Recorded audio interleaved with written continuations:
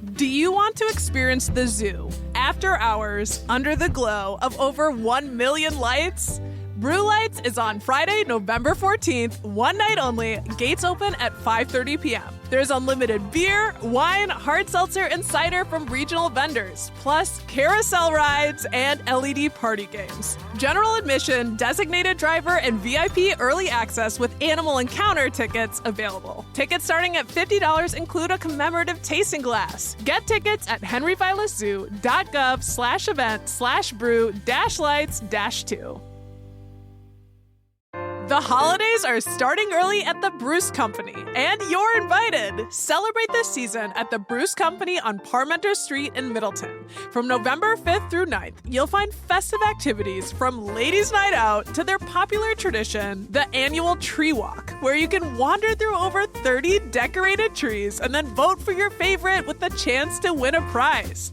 From sparkling lights to an upside-down Christmas tree, there's holiday magic around every corner. Check their event calendar for all the details at brucecompany.com. This is CityCast Madison. I'm Bianca Martin, and here's what Madison's talking about. Today, I'm sitting at the desk of the governor of Wisconsin, Tony Evers, with the man himself. Governor Evers, welcome to CityCast Madison. Can you believe it? I'm feeling really special, and I know the whole team is, so thank you for making the time. I'm good with it. How do you like the office? I honestly was immediately impressed. I'll be honest. Like, cool. I am a big green fan and gold fan. Surprising. Oh my gosh, I did not walk into that. Packers. Go Pack. Gorgeous. It's a good place. Yeah, well, you announced this summer that you will not seek re-election next year, which created what we have now, the first fully open race for Wisconsin's governor in over a decade. Now that we're a few months out from your announcement, how are you feeling about that decision? It was good. It's good. Going up to that point in time, there's lots of talk between Kathy and I and other people. But once I made the decision, it was fine. It was a good decision to make. I've got 9 grandkids, and I really like to get to know them. And it's hard to do. And so that's why we did it. And I've been working in public sector for 50-some years, and it was time. And I feel good about it. The good thing is there's lots of things left to do in a very short period of time, a year and a couple months, and I'm going to have fun. I've always had fun in this job. Well, this is so fun to be here. And, to be clear, you're still the governor of Wisconsin through the end of next year. Hell yes. Yes, I am. But the race is on for who will succeed you. Looking at the candidates in the running for 2026 and the folks who may still jump in, are you hopeful that there's the next right leader in the pack for Wisconsin? Oh, I'm sure there will be. And, I'm not endorsing anybody, so I'll say that right up front. But yes, I think the people that are running, and there could be more, are very capable of doing the job. So I feel good about that. I'd say that on the Democratic side. I wouldn't necessarily say that on the Republican side. But there's good Democrats running, and there could be more. Believe it or not, when I ran the first time against Scott Walker, that primary had 20 Democrats at one time. It was unbelievable.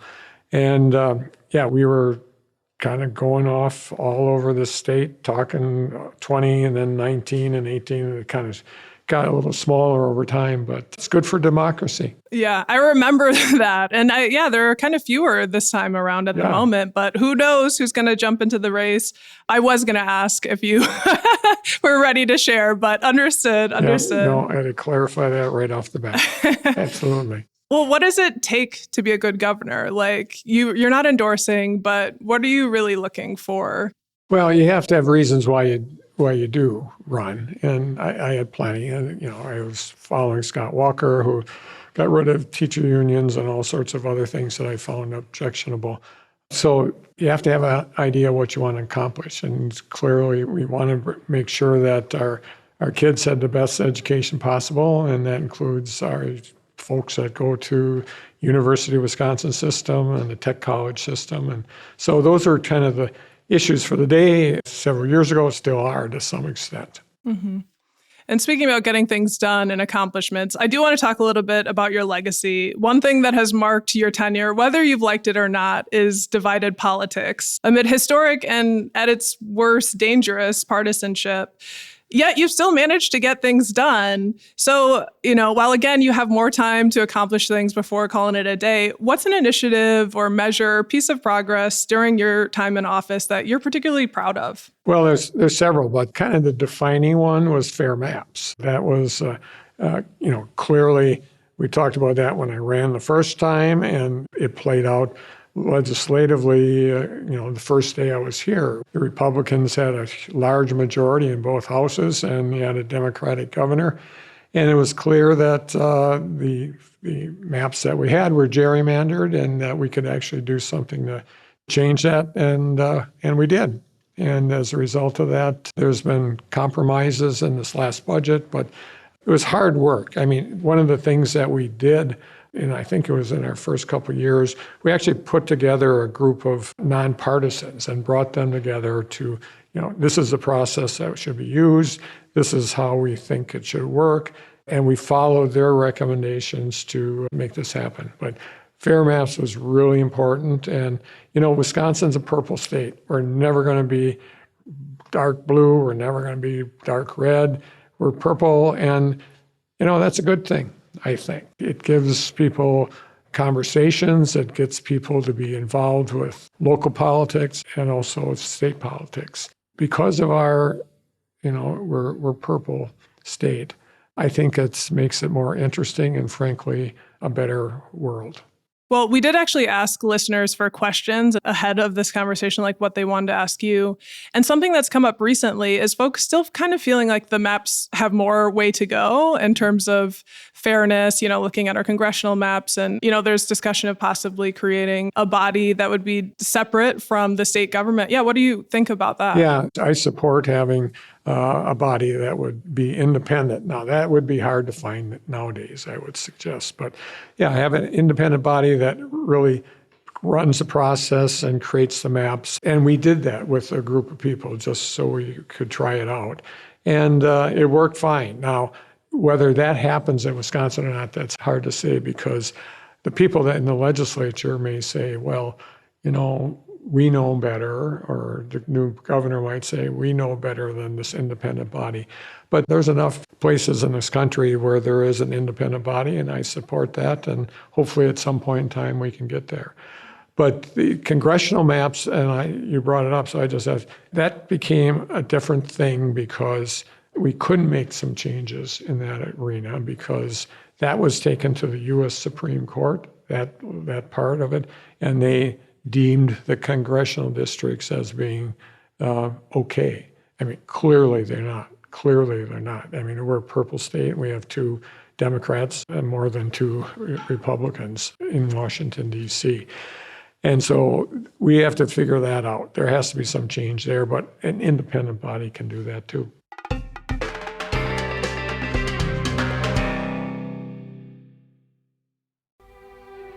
This weekend, come fall in love as Madison Opera presents Puccini's La Bohème, one of the world's most popular operas. Set to a ravishing score, La Bohème tells of the lives, loves, and losses of a group of young artists in the Latin Quarter of 1830s Paris. Whether you're new to opera or a longtime fan, don't miss this moving work that audiences have adored for over a century, brought to life by a dynamic young cast. Projected English translations will make sure you don't miss a word of love, friendship, humor, or heartbreak. La Bohème simply has no equal. Take your seat in Overture Hall and escape into opera's greatest love story. You only have 2 chances to see La Bohème, so join Madison Opera on Friday, November 7th at 7:30 p.m. or Sunday, November 9th at 2:30 p.m. Tickets start at under $25. Get yours today at madisonopera.org. Well, so we're a Madison-focused show, and you've lived in Madison and Dane County for many years, worked here. We love living here, and one of the biggest issues facing Madison is affordable housing. Part of your job is working with municipalities to achieve their needs. Madison is growing so fast, and the prices for housing it's insane. Mm-hmm. And people are really hurting. Do you have a take on how Madison might work to both promote progress and growth while also, trying to keep affordable housing and accessibility something for the people who already live here, and how the state might aid in that effort? Yeah, I'll start with what you just said. The last thing is that we actually got $535 million for housing, affordable housing, workforce housing, that sort of thing, not this last budget, but the budget before. That has made a difference all across the state. That is huge. I mean, Kathy and I will be looking for a place to live in a year and a couple of months after that, and it is high here. I want to stay around where our grandkids are, and they're in this general area. So we'll be staying someplace in the Madison area, but it's expensive. It's really expensive. And so it is hard, especially Madison. You don't have that much room to create affordable housing, whereas the suburban areas have more ability to do that. But just to say it on a statewide issue, which is where I'm concerned, is that we need more money for that. We need it right now, but we still have some of that money left from a couple budgets ago. But it's bringing all the people together, the people that do not just construct them, but who's going to own the facility. All those things don't happen easily, but they have to happen. Affordable housing is one of those dots we have to connect if we want to have a good life, a good economy. It's housing, transportation, education, healthcare, all the things that frankly Washington's screwing up right at this very moment as we're talking. Enough food, all things like that. But housing is a big part of that. I'll give you a small example. I know this has nothing to do with Madison, but there was a smaller town in northwest Wisconsin where the three largest employers said, let's all kick in some money. And they actually built affordable housing in that city. So there's lots of ways of doing it. Obviously, Madison's a more mature area, and you don't have a lot of land left. But at the end of the day, affordable housing has to be part of it, because otherwise they will go elsewhere. Yeah, so some private industry helping out, like truly partnerships across the board. It's extremely complex. We were talking about before this conversation, just the needs that you have to keep yourself safe as governor and kind of the temperature of our country right now. You mentioned stuff that's happening in Washington, D.C. We're now in the second longest running federal government shutdown in U.S. history. It's scary times socially, politically. And amidst all this uncertainty, do you have anything that's giving you hope right now? Yeah, there's all sorts of good things happening. Just today, even though it was very contentious, we actually passed a building program for our correctional institutions here in the state of Wisconsin. I know that's always controversial. Too many people in prison, too few people in the prison. But at the end of the day, the facilities that we need for correctional, they need to be changed. And we actually passed that today. It was not an easy thing to do. There was lots of conversation, lots of anger, but we got it done with the building commission.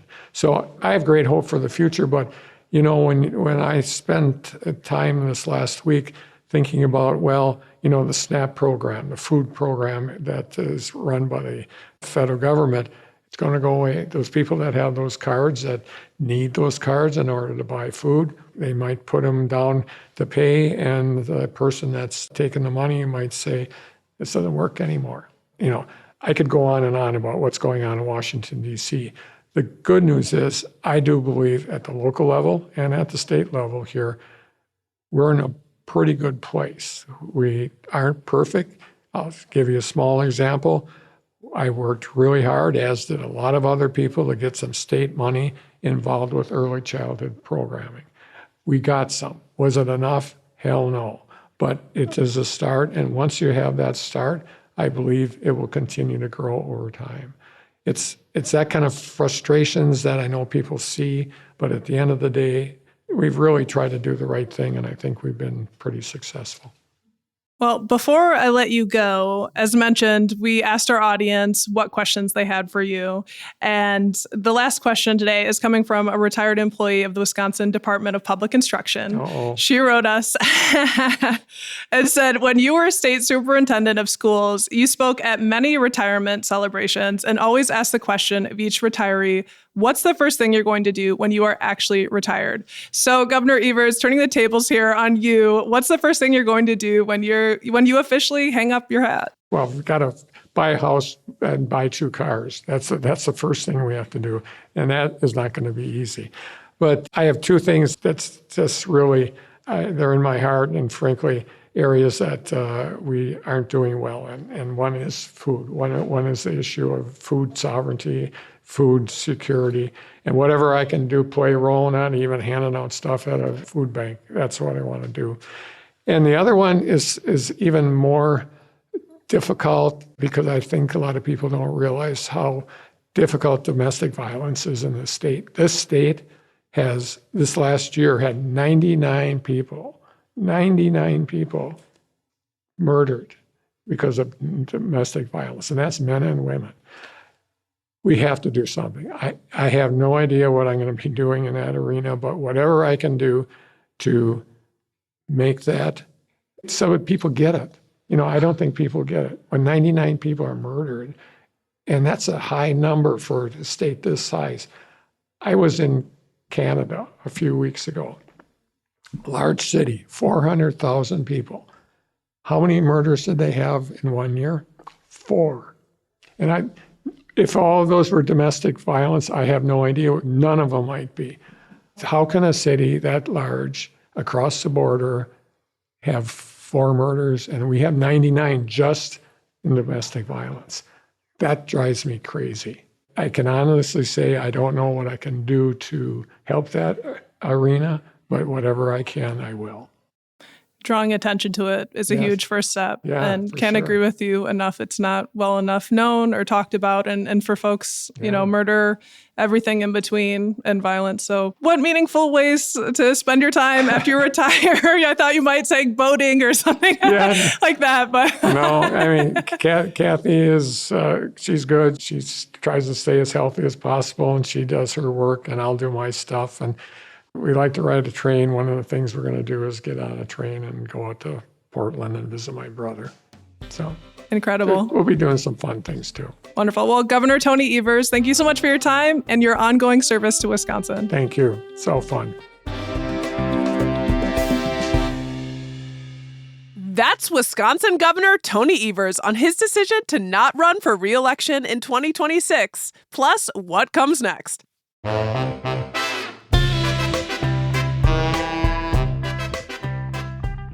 That's all for today, here on CityCast Madison. I'm your host, Bianca Martin. Don't forget, you can support the show and get great perks by becoming a CityCast Madison neighbor at membership.citycast.fm. And hey, if you enjoyed today's show, why not share this episode with someone who cares about local representative government?